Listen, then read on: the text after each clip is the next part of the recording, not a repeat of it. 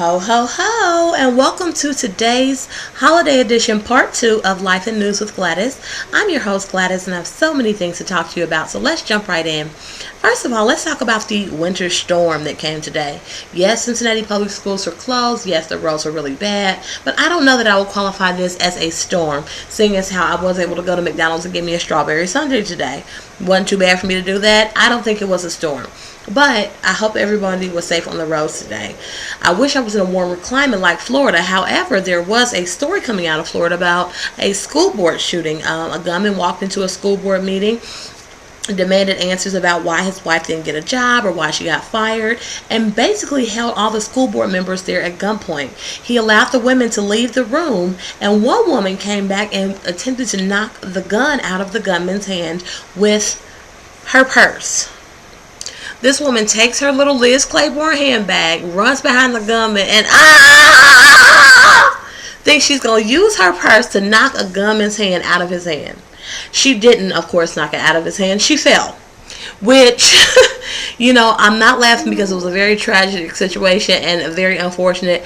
But if you all see that footage of that woman swinging that purse at that gun, do not bring a handbag to a gunfight, honey. That was just a fail right there. I hope that you all saw that footage, but I'm glad everybody was okay. The gunman, of course, killed himself, which is very tragic. But in the end, I'm glad that no innocent people were hurt.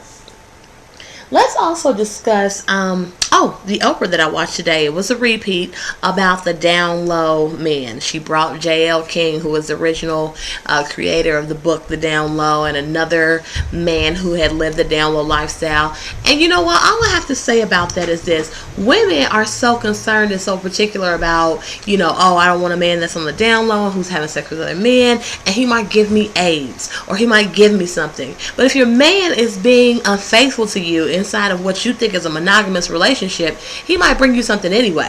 It doesn't necessarily have to be with a man. So really, I think that you should just be making sure your partner is like monogamous and faithful to you and not really worried about who he's stepping out with. Some of y'all talking about, I don't want no man stepping out on me with no man down low, but your man got an outside baby, so it's like, you okay with him.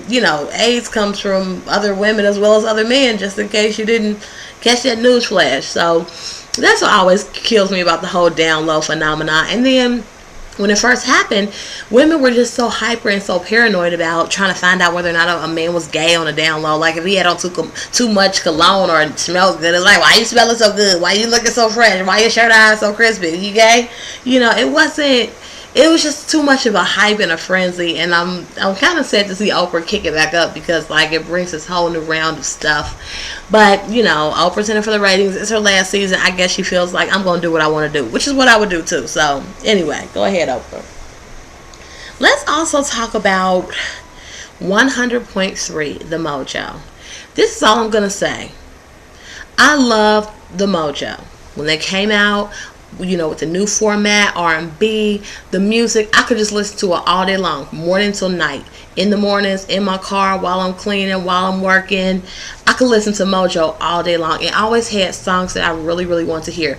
R&B from the 70s, 80s, 90s, some new stuff, some Babyface, some Luther, some Fantasia, some Sade, some music, some everything. I mean, it was just such a great station. They had decided to go back to a format that they had before, which is jamming oldies, which is a lot of 70s music, a lot of disco, and I like the stylistics too, but come on, y'all.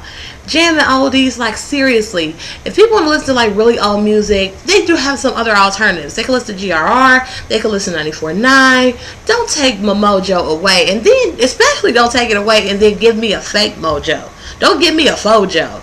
I wasn't feeling that. I'm sorry. I know people have to do what they have to do for ratings and money. It's a business. I do understand. But y'all should have held a press conference or took a survey or something about that. How do y'all feel about this? And I would have been like, no. Because I don't like tuning into Mojo and hearing the Bee Gees. I would watch Saturday Night Fever if I want to hear the Bee Gees. So, that's just my little take on the Mojo. I don't want to offend anybody, but it just makes me so mad. that is all I have for today. In the meantime, I want everybody who's watching this video to check out a blog that I co-host with Victoria Sandifer. It is called those2.com. those2.com. It is a daily blog that we update with stories about life and relationships and our feelings and funny things that go on. It's just a daily dose of acting a fool that you want to act a fool too, but you might be at work. We will act a fool for you. We got that. Anyway, in the meantime, I want everybody to stay warm, stay comfortable, and I will see you in the next episode of Life and News with Gladys. Take care.